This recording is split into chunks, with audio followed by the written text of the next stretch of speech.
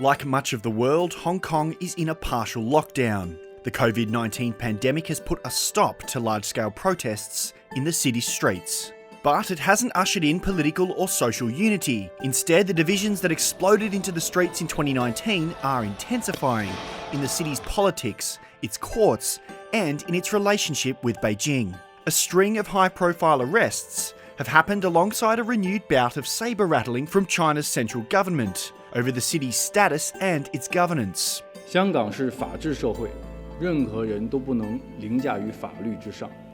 The developments have left some in Hong Kong fearful Beijing is using the cover of the COVID-19 pandemic to strengthen its grip and stifle the pro-democracy movement. They're just turning Hong Kong into some Orwellian society.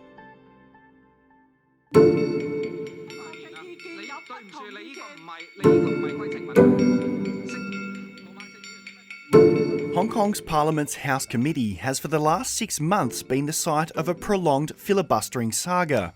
Pro-democracy lawmakers are accused of obstructing and stalling the election of a House Committee chair. That prompted Beijing's Hong Kong and Macau Affairs Office and the China Liaison Office in Hong Kong to launch a rare attack against the city's opposition lawmakers earlier this month, saying their delay tactics could amount to misconduct while in public office.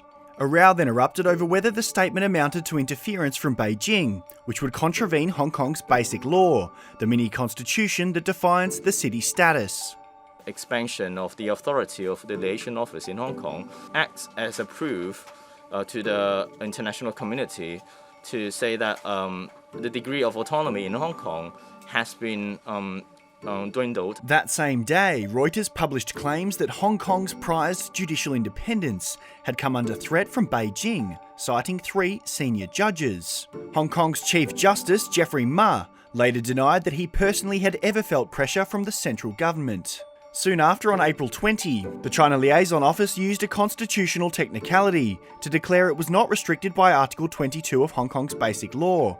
The article forbids any departments of the Central People's Government from interfering in the internal affairs of Hong Kong. Instead, the office said it was set up by the central government, not its departments. The 2 offices that represent the mainland Chinese government in Hong Kong have essentially said, you know what? We're actually going to insert ourselves into Hong Kong affairs.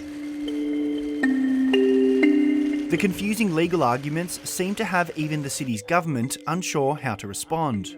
But after a series of muddled clarifications, eventually the city's chief executive, Carrie Lam, fully endorsed the liaison officer's statement. It is erroneous to treat the liaison office of the Central People's Government as an office set up by one of the departments of the central government, because the liaison office is representing the Central People's Government to oversee matters of Hong Kong. I mean, it's all up to their interpretation these days. It seems that as long as they say something, it's the law.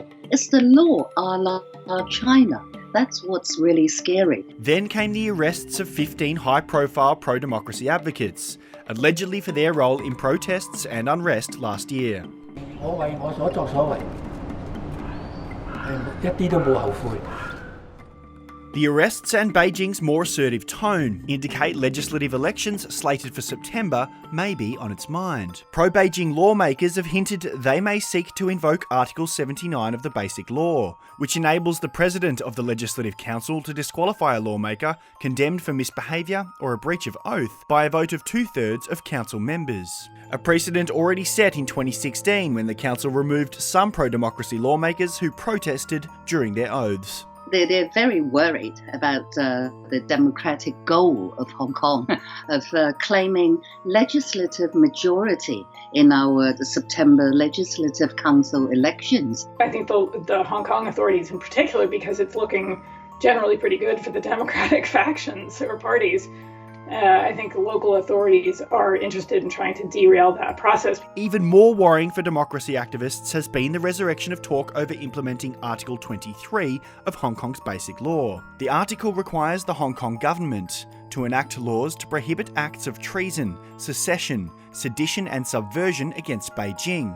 Mass protests in 2003 stopped an attempt then to bring in wide-ranging national security laws under Article 23. But I do think that Beijing is testing a little bit what sort of a reaction these developments will provoke. There's also the possibility that they're trying to provoke people to come back out onto the streets in Hong Kong, which could, among other things, give them a pretext to do things like invoke Article 23. Despite criticism from pro-democracy activists, Hong Kong's government insists the principle of one country, two systems remains as strong as ever. They told the ABC Hong Kong's capitalist system, its free economy and trusted legal system remain as robust as ever, and that Hong Kong residents continue to enjoy a wide array of freedoms, including freedom of speech, of the press, of assembly and of demonstration.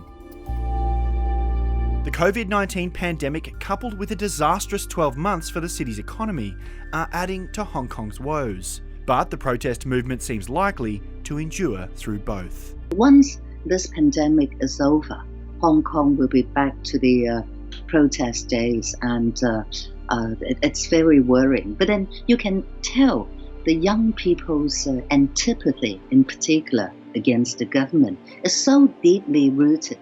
It's not going away anytime soon. It's going to last for years, if not for one whole generation.